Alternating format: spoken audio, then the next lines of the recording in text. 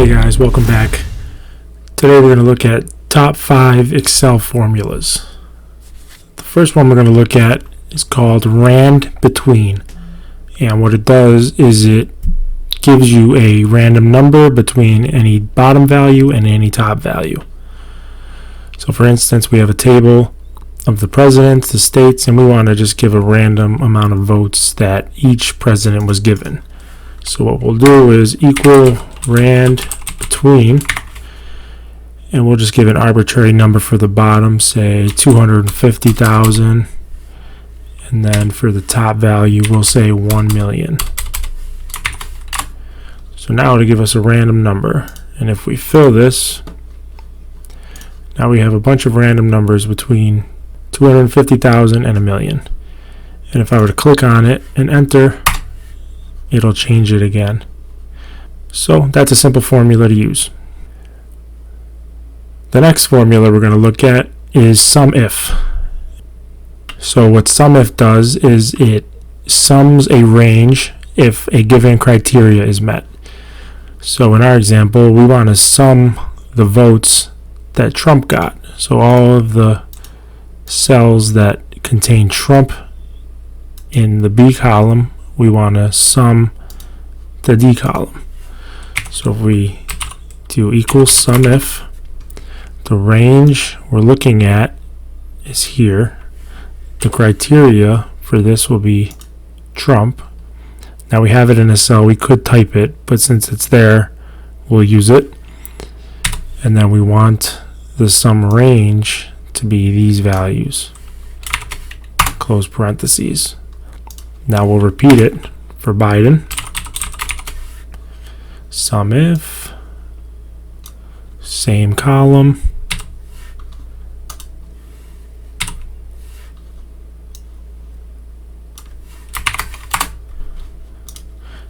simple as that. The third function we're going to look at is the text function, and one of the ways to use this is you could change a date into the given year or even the weekday. So in our example, let's change these full formatted dates to just the year. So we do equal text. The value is going to be the full date, comma, the format. So the format works by putting in quotes either year, 3 years, or 4 years. And the way you enter it depends on the output. So if we were to do 3, you'd get the same thing, but if we were to do 2, you would get the shorthand of the year.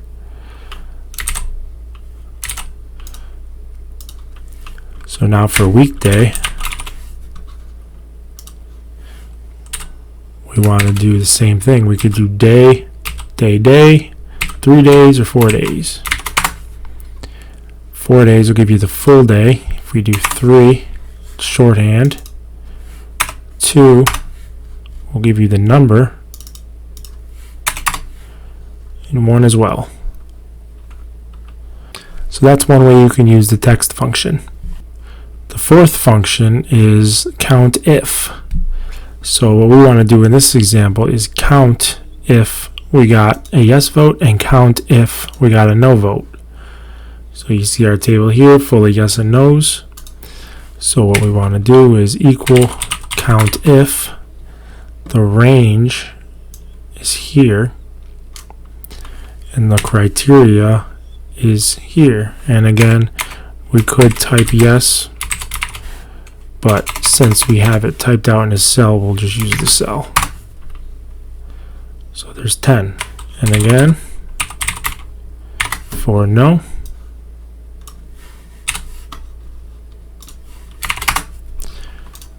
it's as simple as that. The final function we're going to look at is concatenate. And what it does is it takes cells and puts it into one complete cell. So for instance, we have a table full of first name, middle initial, and last name, and we want to have the whole name written here in this cell. So what we'll do is equals concatenate. The first text is the first name.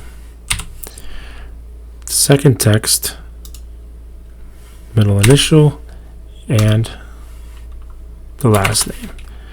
And you notice there's no spacings in between here, so we have to tell the function to put spaces.